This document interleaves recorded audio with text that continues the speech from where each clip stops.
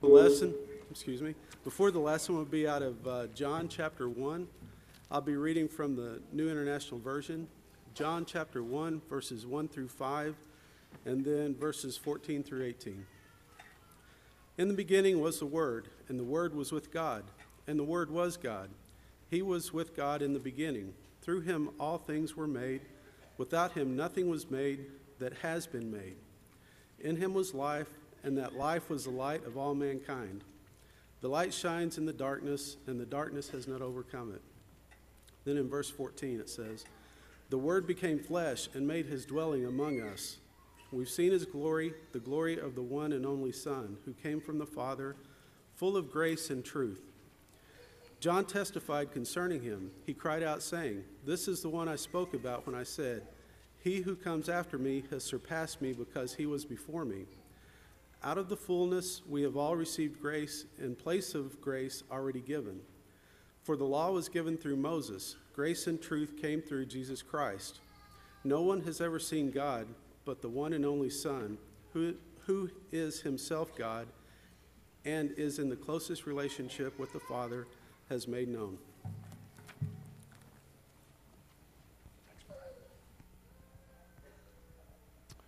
Thank you, Brian, for that reading. Brennan, for leading us in those songs today. It's great to see all of you here, especially those who are our guests. And if you haven't had an opportunity to do so already, please fill out one of those yellow cards that you'll find on the back of the pew in front of you, and just leave that on the pew, and we will appreciate that record of your attendance very, very much. Just a reminder to our high school seniors that you are having a group picture right here immediately after the closing prayer. Earlier in the week, I think you may have been told that picture would be taken over in the OC.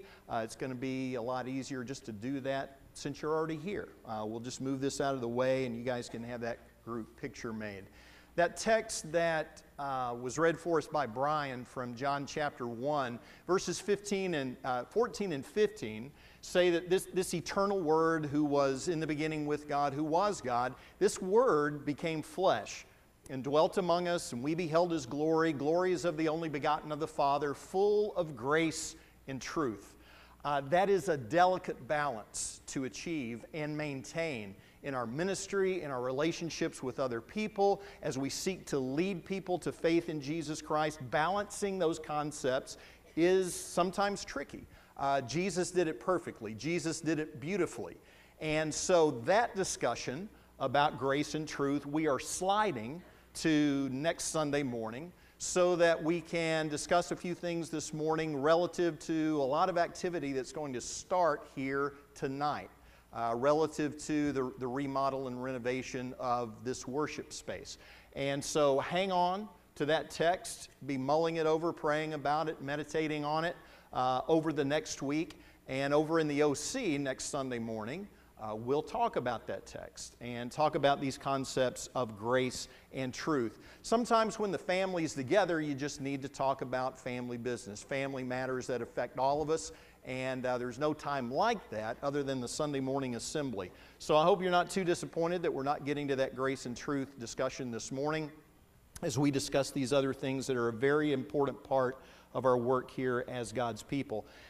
The reason I wanted to do that is because, number one, a lot of things are going to start happening this evening after the worship assembly, but also because it's been almost 3 months since we talked about this. It was on January the 12th that we sort of rolled out this plan about the genesis of this project, the scope of the project, the cost of the project, what that was going to mean for all of us, and how we could be a part of that project by sharing our resources that God has blessed us with. So that was almost 3 months ago, and we've slept multiple times since then. We've done a few other things since then, and we need to be reminded of exactly what's going to be going on that you have made possible by your generosity. By the way, talking about dates and anniversaries and things, it was the first Sunday of April last year when we did our format and schedule switch from Bible class and then worship to worship and then Bible class. Hope you've gotten used to it by now. I hope that's working for you.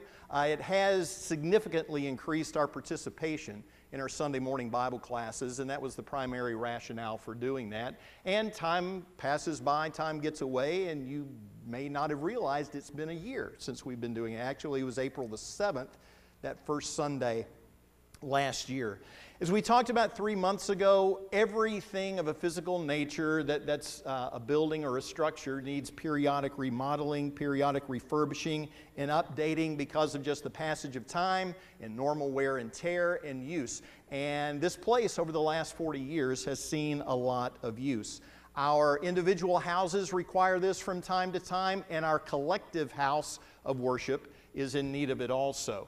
And I say collective house of worship, the place where we assemble, the place where we offer our praise, because we understand very clearly that this is in no special way God's house, as the temple was, as the tabernacle was, where God caused His presence to dwell in a very, very special way, that if you wanted to really encounter God, if you wanted to experience His glory and get as close to Him as you could get, that's where you had to go. And beautifully in Jesus Christ, those things are no longer the case. As Paul was preaching in Athens, he tells those very religious but greatly misguided people in their idolatry, he says, "The God who made the world and all things in it, since He is Lord of heaven and earth, does not dwell in temples made with hands." So this structure is not the house of God. These people are the house of God. We are the house of God. We are His building. Couple of passages in this regard. 1 Peter chapter 2, verse 5. "You also, as living stones, living bricks, living rocks, are being built up as a spiritual house for a holy priesthood, to offer up spiritual sacrifices acceptable to God through Jesus Christ." And in 1 Corinthians chapter 3, verse 9, "You are God's building. We're God's fellow workers. You are God's field. You are God's building." We're sanctuaries of God. A little later in 1 Corinthians chapter 3, we learn that we collectively, as a group, are a sanctuary of God's Holy Spirit. And then in 1 Corinthians chapter 6, we individually, in these physical bodies, are sanctuaries. We are temples of God's Holy Spirit, whom He has caused, as promised, to dwell within us. And so we are God's house. This is a facility that does just that. It facilitates what we do as God's house. It facilitates the spiritual sacrifices that we come together to offer as God's people. I mentioned 3 months ago that God has really blessed this congregation over the years with facilities that have met the needs of His people. Our need to worship, our need to study, our need to fellowship, our need to stage and then launch out in service to our community and those who live around us. And when this structure was built 40 years ago, it was an amazingly bold thing. Just Friday afternoon, I was standing over in this corner from Jeff Williford from Vista Construction, who's going to be the site manager for the project as far as renovation of the front. And he was just looking, he's been in here before, but he was just looking around and he said, "Wow, can you imagine 40 years ago? What it was like the first Sunday in here?" A lot of you were here and experienced that. And what a wonderful blessing that must have been. It's a long shot from that corner to that corner. And once this room gets emptied out, it's going to look even bigger. So that was bold. That was courageous. That took a lot of faith. That took a lot of commitment for this congregation to do that 40 years ago. I'm sure that not everybody thought it was such a great idea 40 years ago. If this church was like every other church I've ever known, not everybody thought that was a great idea, to launch out and have that kind of boldness and vision and do this. But I think that kind of thinking has been proved wrong over the last 40 years. So it's time for us to be bold and ambitious again. Thankfully, we don't need a new building. An existing building just needs some attention. And it's already been getting that attention. I mentioned that 3 months ago. And I got to thinking back about the time I came, since my 5-year anniversary just passed. During those first 3 months, Kim and the kids were still down in Texas finishing the school year. And so in their absence, while I was bunking at Bruce and Kim's house during that 3 months, I would typically get here really early in the morning, and I would stay pretty late because there wasn't a lot else to do. Once the day was over and the family was in Texas. And it was about that time that Greg Dixon and Jimmy Turner and Paul Haddock and Robert Wilson were working nights up here putting these lights in. When I first got here, this was a fairly dimly lit room. And the fellowship hall was similarly dimly lit. It's okay, but could have used some improvement. And these lights in here helped tremendously. It was on one of those evenings that I came in here. It was 7:30, 8 o'clock. They were up on lifts working, and I didn't know if they had eaten dinner or not. So some of you may remember this story. I went down to Whataburger, and I just thought, well, I'll just get them all a meal. All #1 combo or whatever it was, maybe get them through. I knew they were going to be here till midnight or later, and decided I would get me something as well. I'd already cut back significantly on red meat for myself because of some heart health reasons, just really bad news on both sides of the family there. So was trying to eat more fish, eat more chicken. So after I ordered them all burgers and fries and stuff, I looked at the menu and decided I wanted a fish sandwich and asked for a what-a-catch.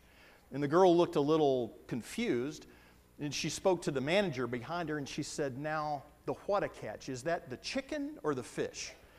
And he explained to her that the what-a-chicken was the chicken, and the what-a-catch was the fish. I got a lot of enjoyment out of that. And I did get my fish sandwich. But, they took care of the lighting, and then about a year ago, Mike and Karen spearheaded some painting projects. We started out here in the foyer, and then we hit the hallways, and we went to the fellowship hall, and now that's extended with the moving of the youth classes up to the upstairs in the north wing, the painting of all those classrooms. And there were a lot of people who were involved in those Thursday night painting crews and at other times. Braden King's project that Mike helped out significantly with, and a lot of you as well, getting the bottom section, the walls there in the OC patched up and repainted made a huge difference over there. All the work that's continuing in the bathrooms. Loretta and Lori continue to do a tremendous job in organizing, coordinating all that. Those of you who worked in installing many of those new fixtures, that was very, very much appreciated. So the great thing about all these projects is that we pretty much did them in-house. The only expense was materials that were needed, labor was supplied, and that's a very economical way to do things. That's a great stewardship way to do things when it comes to our resources. But now we've gotten to that point where work needs to be done that we're going to have to pay for. And so on January the 12th, I rolled out not just the genesis of the project and the scope of the project, but also the cost of the project that we estimated to be about $300,000 for everything that needed to be done, and shared with you then the blessing of an anonymous gift of $125,000 that was given for that purpose, and that it was up to us as the rest of the family to step up and contribute that additional $175,000. And you guys responded so beautifully and generously and supportively to this project. I can't remember, Rich, exactly where we are. We're probably in the 290s. Is that correct, as far as contributions and pledges, and between 230 and 240, right? About what? About 240 right now as far as contributions in hand that are available. The rest is going to be fulfilled in pledge fulfillments through the rest of the year. So you stepped up in a beautiful way to make that possible. So we're ready for work to begin, and I just wanted to review with you again the scope of the project, just so that everybody's clear on what is going to be taking place over the next 8 weeks or so. We're going to be replacing the carpeting, and we talked about carpet squares, the feasibility of that. It's a little more expensive, and then our resident carpet expert told us, you really don't need that level of durability in here because your feet are pretty clean by the time we get in here. It's out there that we drop most of the stuff that we track in. And so we're still going to go with the low pile glue down carpet that will help acoustically by not being so thick and so sound absorbent. But by going with the rolled carpet rather than the carpet squares, it's actually a little cheaper than the carpet squares would have been. And so that's always good news when we can save a little money. Seating. The decision was made to go from the existing pews that have been here for quite some time to the individual padded interlocking chairs that you're familiar with if you attend class in the north wing. One of the reasons for that was, again, economic and financial. To refurbish these pews, to fix the padding that's been torn up, to fix up the veneer that's been nicked and damaged, was going to cost about $100,000. To replace these pews would cost about $150,000.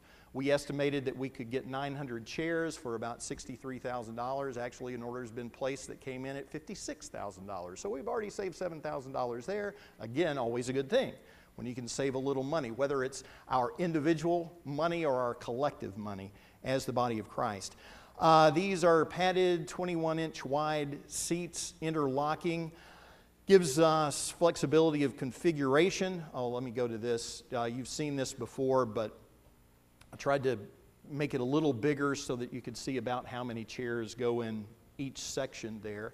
You can notice the different configuration. It gives us more of a wraparound fan shape, and you really don't realize it until you start looking at it, but this line of pews here, just faces a wall, and this line of pews here faces a wall. That's going to be turned at about 45 degrees from where it is now. So you guys are not having to crane your necks and, do this a lot after the service because you've been sitting this way and turning your head that way. It'll give us, again, a more intimate, conducive arrangement for worship. And, people have asked, well, will these chairs be comfortable? Oh, yeah, they're going to be really comfortable. Just for comparison, I'm going to sit where you're sitting right now. Since I've been here for 5 years, a lot of people have left because of the preaching, but nobody has left because of the lack of comfort in the seating. And I suppose you're fairly comfortable right now. I don't want anybody to hurt if you got back problems, don't do this, but just lean up a little bit and go back. It's pretty solid, isn't it? Pretty solid. Not a lot of padding. Again, I don't need a sustained drum roll here, but take your elbow and just kind of go like that. I've decided the backs aren't padded. They are fabricked. It gives the deception of padding, and there must be a little bit in there, but this is pretty hard. And so this has been fine. And so if this has been fine, then I'm sure these chairs are going to be quite comfortable. So everybody's going to be pleased, right? No, this is a church. And things don't work like that in churches. So no, not everybody's going to be pleased. As a matter of fact, though, it is the same chair manufacturer that made the ones that we use in the north wing. Same manufacturer, different model, improved, actually a little more comfortable than those. Different color to go with the new decor and so forth. But again, I've never heard a complaint about the chairs in the north wing. That somebody says, I just can't attend class there. The chairs are just too uncomfortable.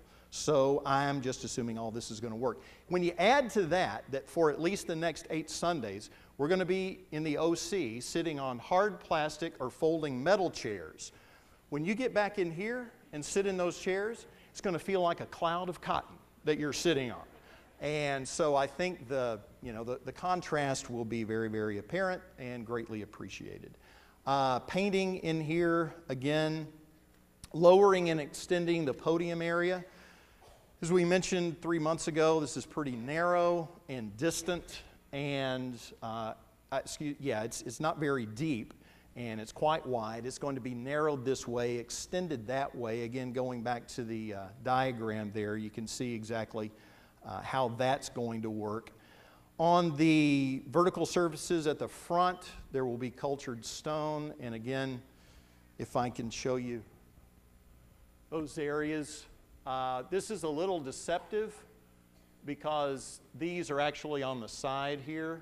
Can't get the 3D effect here, but the new little wing walls that are going to be built here and here will have the cultured stone on it here and here. It'll be granite underneath the pulpit and actually above the pulpit area. And the little wall here that is in front of the ramped access to the podium area, there will be the cultured stone in front of that. And Greg, I still remember the conversation we had that night, mostly right over here, when we were talking about, yeah, we need to do the carpeting, yeah, we need to do the seating, yeah, we need to do the paint. And talk about bold and dreaming big, that was Greg. You know, he said, I've always wanted, you know, could we do something with the podium area? Could we maybe go with something a little more contemporary looking, you know, including stone? So we looked into that, and gratefully that's going to be possible. And so these will have the ramped access on the sides, be wheelchair accessible for those who may need that. And just to give you an idea again about the bowl effect that's created by the new little walls, just to kind of help you see where that is. It'll extend straight out flush with this, probably to about here, which means those new little walls will come out probably somewhere around here. And the screens won't be here, they'll be here. So if you're sitting over there where Greg and Chris are, you'll be looking at this screen. If you're sitting over here where Bruce and Kim are, you know, you'll be looking at that screen or the center screen, whichever one is most accessible to you to see. Again, the dark maroon, that's where the cultured stone is. This is sheetrock in this area, and again, you can see the existing wall and how that's going to be quite a bit different. So that's the scope of the work. And again, this is something that we're going to be able to do without incurring debt for the future, not taking a dime away from mission work or other ministries of this congregation. Brick and mortar will never be our top priority, but we understand that just because something is not the most important thing doesn't mean that it's not an important thing. And it will help us communicate non-verbally to visitors and seekers and people in our community, since first impressions can only be made once. That this congregation is not only excited about the present, we're preparing for the future with the Lord's grace and blessings. So logistics is where we'll conclude this morning. Sorry, not time for the... You almost stood up, didn't you? When something like that pops up, you have to stand up. Try to get them to sit during an invitation song. They won't do it. They will not. You have to stand for those. Okay, so beginning after our service this evening, things are going to start happening very quickly. Next Sunday morning, we'll be meeting in the Outreach Center. So when you get here, we'll head over to the OC. And just to remind you about parking, if you consider yourself a younger family or a middle-aged family, continue parking on the north side and just walk through. There'll still be plenty of access to walk through. Allow our older brothers and sisters to park in the south lot here between the OC and this building. Older members as well, remember there's fairly significant parking on the south side of the OC. Perpendicular parking there. I don't know how many spaces, but there's a lot. Remember also the parking spaces behind our facility between us and flight safety. Be aware that there are a few steps to navigate there. We'll be setting up 700 chairs or so over on the OC floor. Big Night Out will help us after their activities are concluded this Saturday night, wee hours of Sunday morning, to get that done. And so after that activity, there's going to be no more use of the OC floor during the renovation project. Not being mean there or unreasonable, just very, very practical in regard to all the other things that sometimes happen there. Not only will there be 700 chairs, there'll be books in some of those chairs, and we just don't need those moved around multiple times each week. Actually, we've come up with about 536 chairs that aren't being used right now. They're just kind of sitting around in storage. Also, we're going to use the chairs from the 40s class and the encouragement class. And we'll have chairs, on those corners. And here's how it's going to work for those 8 weeks. If you're a member of the 40s class, as you make your way to your class, and as you go past that corner, grab a chair and take it to class with you. And you can sit in a chair. And then when you're done sitting in the chair, take it back.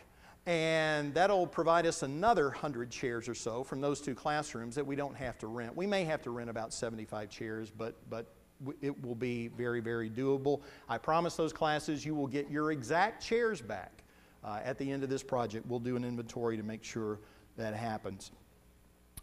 Communion is going to be prepared. All the communion prep is going to be moved from the parlor kitchen to the OC kitchen.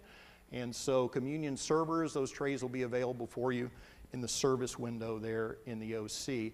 This afternoon, we're meeting with the door greeting ministry people and the information center people and communion service people to work out more of these logistical details.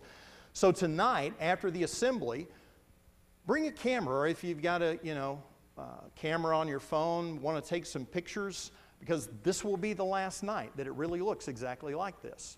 And this will become the before, when we have the before and after. And you may want to remember what the before looked like. We need people tonight to stay after services to accomplish just a few things. Number one, we're going to take out the first 8 rows of pews. And if you've got a 7/16 crescent wrench you can bring with you, that'll be great, because that'll fit these little nuts and bolts that are holding these things to the floor. And we're going to use, for the time being, the foyer as a staging area to move these things out. We'll actually clear 3 more pews on that side, and then the short pews that are closest to the door, because this is going to be how the construction people come in and out right through there. If we've got time, we'll cut the carpet up in that area as well. If you've got some push brooms, if you've got some shop vacs that you want to bring to help get all the grit that's undoubtedly under there up off the floor so that it doesn't get spread everywhere, feel free to bring those as well. Utility knives to cut the carpet and so forth. Now, understandable, not everybody's going to be able to help with moving pews. If you've got some furniture dollies you could bring, that would be great too. If you can't be involved in that, there's still things you can do. We're going to remove all the songbooks from the pews after services tonight. We're going to take them. We're going to have some long tables set up in the fellowship hall. We're going to stack the books there for tonight. We're going to transport enough for 700 chairs for a book to be in about every 3rd seat or so. Most of us will be able to see the screen. We want some books available for those who just want to use them or can't see the screen all that well. We're going to empty all the cards and pencils from the racks on the backs of the pews. There's going to be 6 boxes at the back of the auditorium with 1 each of one of these things on it. And so you can just pull the whole wad out along with the pencils. And when you get, your hands full from doing all that, go to the back and there'll be a box with one of these taped on it, and a box with one of these taped on it, and a box with one of these taped on it, and just throw the card in the designated box for that, because we'll be needing to use those over in the OC as well. Let me hasten the rest of this. There will be information centers. Thankfully, this is in 3 modules. We can have those spread out at entrances over at the OC. So things are going to operate a little differently. We won't have little book racks for you to pick a bulletin out of. Those will be on those little information centers. So if you want a bulletin, grab one as you come in. Grab a green member card as you come in. Grab a Mission Forum envelope if you're making a Mission Forum contribution that day. If you're contributing to the OC or to the auditorium remodel, pick one of those up as well, because you're going to need that to put your check in, to put in the contribution plate. And we'll have pencils for you as well. Also, to help with logistics during this time period, we'll forego our Wednesday evening devotional period after classes, just to help logistically instead of getting everybody in the OC. So still go to class at 7 o'clock like you always do. Classes will dismiss at 7:45. And we're asking our teachers to close with prayer, sing a song or 2 if you want to as a class. Take prayer requests if you want to, but we won't be assembling for devotional again until the project is over and we're back in here in early June. And quickly, I don't know how well this may work. We weren't dependent on doing this project by reclaiming any funds from sale of the pews to people who wanted to buy pews. As individuals, as families, you're greatly invested in this congregation. Maybe you have sat in your pew for 20 years or 30 years. And I can't give you a hard time for that. I've parked in the same parking place for the last 5 years. We just get into habits like that. And if there's one of these shorter ones that you want to have, as for nostalgic reasons or any other reasons except refurbishing and selling for yourself, you can refurbish it, sell it, and contribute to the renovation project, okay? But only for that reason. Bring a piece of paper with your name on it tonight and tape your name on a pew you want. Delivery is not available, okay? But if you can get here and get it and get it home, that would be a wonderful memory to have of a pew maybe you've sat in for a long, long time. This paneling that's up here, Brendan, I'm going to try to wrap up in about 3 minutes. This paneling that's up here, a few of you have said, wow, I could really do something with that. Well, let me know if you're one of those people. It's possible that some of this can be salvaged for you. It may sit in your shed for 15 years and you'll forget even why you got it, but that's your problem. But Jeff told me that they'll probably get to taking this stuff down on Tuesday, and they can give us one evening. They'll try to get it down in as big a pieces as possible, but he said this demolition crew is really good at demolition. And they like to get stuff in little bitty pieces so it's easier to carry, but they'll do their best to get this down in some fairly big pieces. They're going to stack it in the staging area we're going to create for them tonight. And if that happens, I will contact you and let you know that happened, and we can have Tuesday evening for you to come pick it up. Whatever's left on Wednesday morning gets cut up in little pieces and carried out. But final thing, this baptistry is going to be drained tonight after the service, because they're going to be working in here. They're going to be working on the inside of it there. And so the question has arisen, what happens over the next 8 weeks? Well, our brothers and sisters at Whispering Hills and Park Plaza have graciously offered their baptistries whenever we may need them, day or night. Some of you have swimming pools. Weather's getting warmer. May could use those. Terry, pool okay? Bruce, Kim, pool in good shape? We can have freshwater or saltwater baptisms, whatever your preferences are. In our early days at McDermott Road, in our modular building, the first 4 years we were on site, we didn't have a baptistry. We used the baptistry down at Greenville Oaks. We would go back to Waterview. We would use swimming pools. The first century church made it for a century without baptistries, as did the second century church and the third century church. I think we can handle it for a couple of months. And it will just be another reminder of how blessed we are with the facilities we have, what's available to us, what's so convenient that we take for granted. Maybe the inconvenience of the next 2 months will help us have a greater appreciation for that. And as we close, just to remind you that next week, week after next, is not when the day of salvation is. Okay? That's today. That's right now. And what a joyful thing to stir this water before it gets drained tonight, if that's your need. I remember 10 years ago, February the 8th, 2000, our youth group got back from Winterfest over in Arlington right after morning services, and Hannah ran up to me and she said, "Dad, I want to be baptized tonight." And I said, "Okay." And that meant going over to Greenville Oaks after services that evening, and another young lady wanted to be baptized as well. The next Sunday, February the 15th, was going to be our first Sunday in the new building with the baptistry. Some of you guys have worshiped at McDermott Road.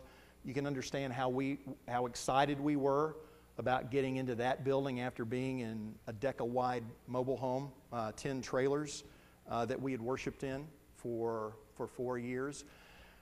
And only for a half a second did either one of us think, it would be really neat to be baptized 7 days from now in that new baptistry. This was too important to wait 7 days for. So we trucked over to Greenville Oaks after services that night, and Hannah and Allison Strother were baptized into Jesus Christ. Maybe that's what you need to do right now while we're standing and singing this song. If it is, we ask you to come. If you have any other needs, please respond as well. Let's stand and sing together.